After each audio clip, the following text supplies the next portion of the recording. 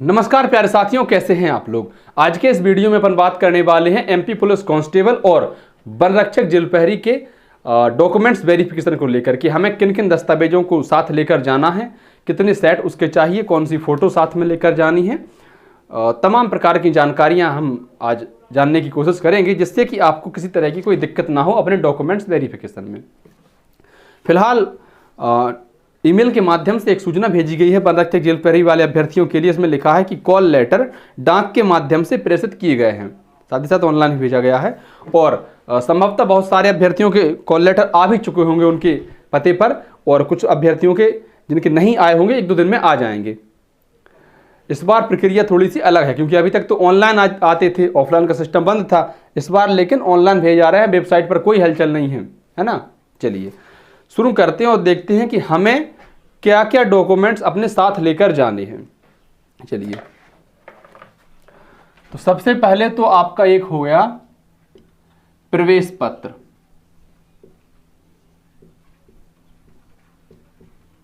प्रवेश पत्र जो कि आपका डाक के माध्यम से आने वाला है, तो प्रवेश पत्र आपको अपने साथ लेकर जाना है।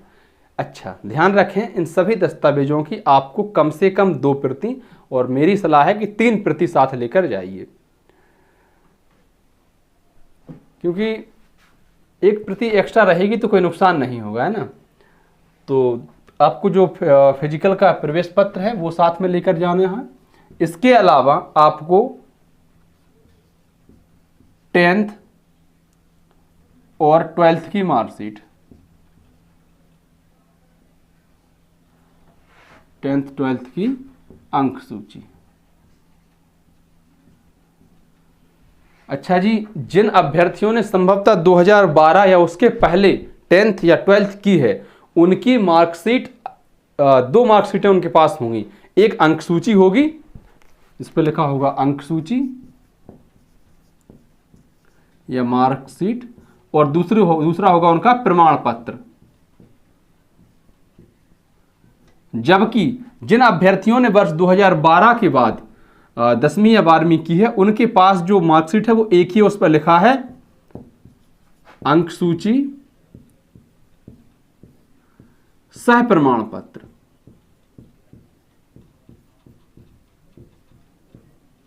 तो उनका तो एक ही है जिन्होंने 2012 के बाद किया है 12th या 10th की।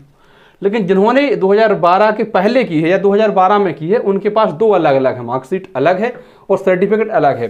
ध्यान रखें आपको दोनों ही लेकर जाने हैं, दोनों के ही फोटो कॉपी करा के जानी है। अच्छा, अटेस्ट को लेकर तमाम प्रकार की बातें चलती हैं कि अटेस्ट कहाँ कराना है। कुछ लोग कहते हैं कि स्कूल में कराओ, कुछ लोग कहते हैं अस्पताल में कराओ, नगर परिषद में, फलान ठिकान, जहाँ भी।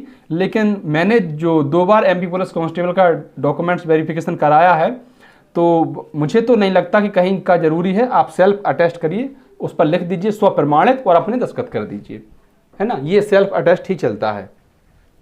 वो है ना, जिन अभ्यर्थियों ने 2012 के पहले 10वीं या 12वीं की थी, उनको अपना मार्कशीट और प्रमाण पत्र दोनों ले जाने हैं, और जिनका एक ही उनको एक ही ले जाने हैं। तो आप इस बात का विशेष रूप से ध्यान रखें।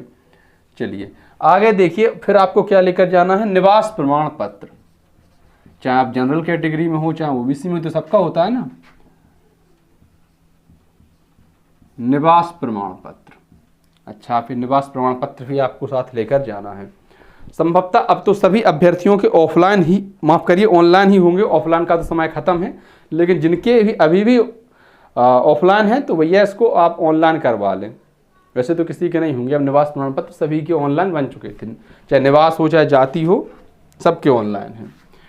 निवास के बाद आपको लेकर जाना है साथ में क्या, जाति प्रमाण पत्र। ये ओबीसी और एससी एसटी वालों के लिए, ईडब्ल्यूएस वालों के लिए उनका ईडब्ल्यूएस प्रमाण पत्र, और जनरल वालों के लिए तो ये कुछ लगता ही नहीं है ना। तो ये ईडब्ल्यूएस प्रमाण पत्र का ऐसा, अच्छा जाति प्रमाण पत्र ऑनलाइन वाला ही होना चाहिए, ध्यान रखें। ईडब्ल्यूएस का ऐसा है कि जिनका एक्सपायर हो गया, ये 1 साल के लिए वैलिड होता है, जिनका एक्सपायर हो गया वो नया बनवा लें, और अपना पुराना भी साथ लेकर जाए, ताकि आपको किसी तरह की कोई दिक्कत ना हो।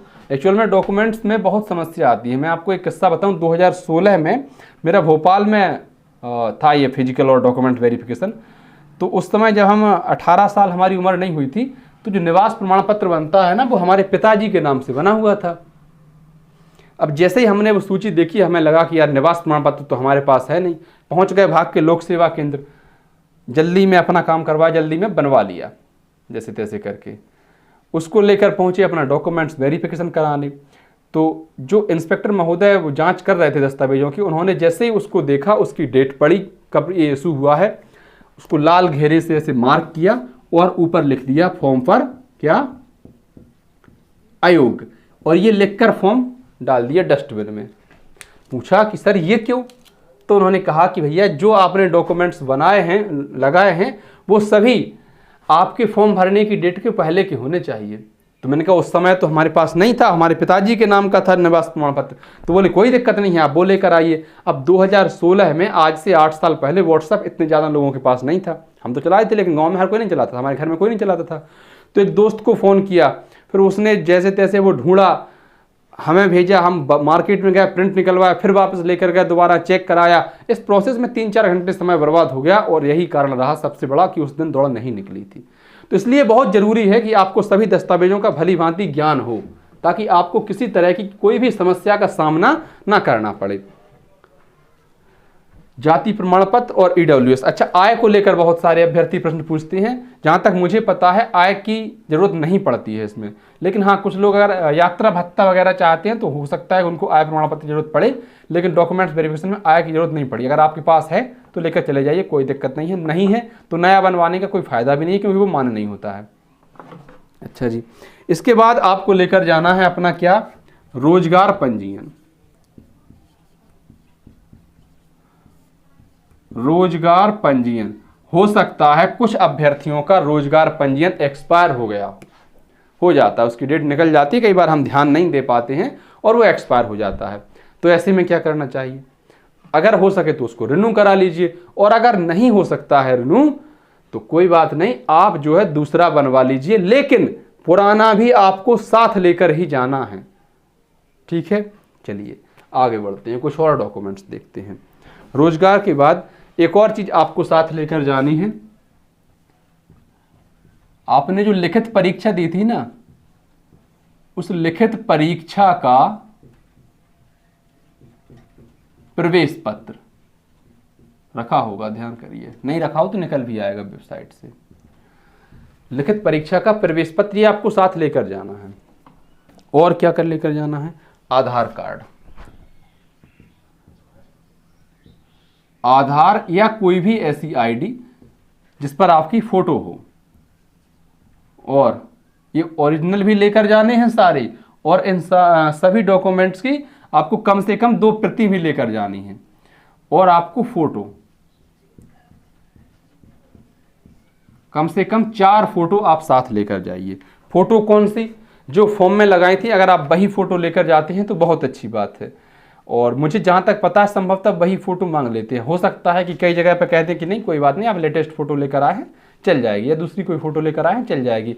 कई जगह पर इसको लेकर परेशान भी कर सकते हैं। तो कोशिश कीजिए कि जो फोटो आपने फॉर्म में लगाई थी वो भी साथ लेकर जाएं, और अगर आपको लगता है कि नई फोटो लेकर जानी है तो नहीं लेकर जाएं।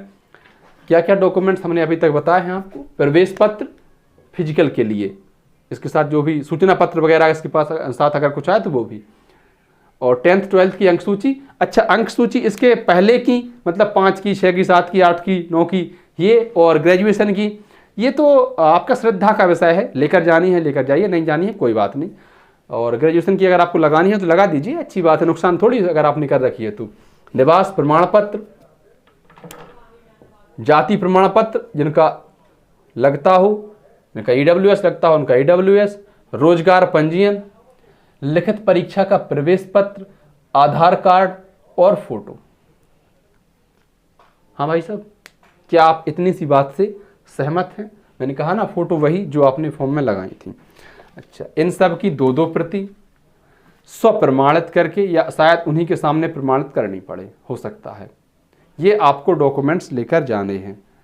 अभी तक प्रक्रिया क्या होती थी पुलिस कांस्टेबल में, तो कि पहले डॉक्यूमेंट्स वेरिफिकेशन होता था, उसके बाद ही आपको फिजिकल के लिए एंट्री मिलती थी, दौड़ होती थी उसके बाद। पिछली बार जब जून के महीने में फिजिकल हुआ, पहले मई में होना था, तो दुर्भाग्यवश कुछ अभ्यर्थियों की जान चली गई। जून के महीने में फिजिकल हुआ उनसे कहा गया कि आप पहले दौड़ कूद कर लीजिए, ये डीबी हम बाद में करा लेंगे, डॉक्यूमेंट्स आपके बाद में देख लेंगे। थोड़ा सा नियम में बदलाव कर दिया, लेकिन डॉक्यूमेंट्स वेरिफिकेशन होता जरूर है। चलिए मानकर चलिए कि आपके किसी भी दस्तावेज में कोई अशुद्धि है। बहुत सारे अभ्यर्थी ऐसे हैं जिनके दस्तावेजों में कुछ अशुद्धि है, जैसे कि अंक सूची में नाम कुछ और है 10th 12th में, और मान लीजिए आधार कार्ड में नाम कुछ और है, या फिर जाति प्रमाण पत्र में नाम कुछ और है, निवास प्रमाण पत्र में नाम कुछ और है, हो सकता है रोजगार पंजीयन में कोई गलती हो गई हो। तो क्या करें? अगर आप इसको सुधार करा सकते हैं तो करा लें, और अगर सुधार नहीं हो सकता है तो आप इसके लिए शपथ पत्र लेकर जाइए। आप कहीं भी कचहरी में जाके शपथ पत्र बनवा लीजिए, कहीं भी वकील आराम से आपको बना देंगे, और आप स्वयं इसको प्रमाणित करेंगे कि ये हमारी गलती की वजह से हो गया है या जिस कारण से भी हुआ हो, लेकिन हम भविष्य में इसको सुधार करा लेंगे। क्योंकि देखिए अपन फर्जी आदमी तो है नहीं, फर्जी लोगों को डर रहता है, अपन तो असली आदमी हैं। गलती से हो गई कुछ गलती तो उसको सुधार भी करा लिया जाएगा। अगर अभी हो सकता है तो अच्छी बात है, नहीं हो सकता है तो कोई बात नहीं, जब हो जाएगा तब करा लेंगे। क्या आप इतनी सी बात से सहमत हैं? और बाकी आपका फिजिकल कैसा चल रहा है इसको लेकर कमेंट बॉक्स में बताइए। कितने नंबर का फिजिकल आप कर रहे हैं एमपी पुलिस में, और बंद रक्षक या जेल प्रहरी में भी आपका फिजिकल कैसा है? धन्यवाद प्यारे साथियों। वीडियो आपको अच्छी लगी हो तो वीडियो को लाइक कर दें, अपने अन्य साथियों तक साझा कर दें। चैनल पर नए हैं तो हाथ जोड़कर निवेदन है अपने चैनल को भी सब्सक्राइब कर दें। बहुत बहुत आभार।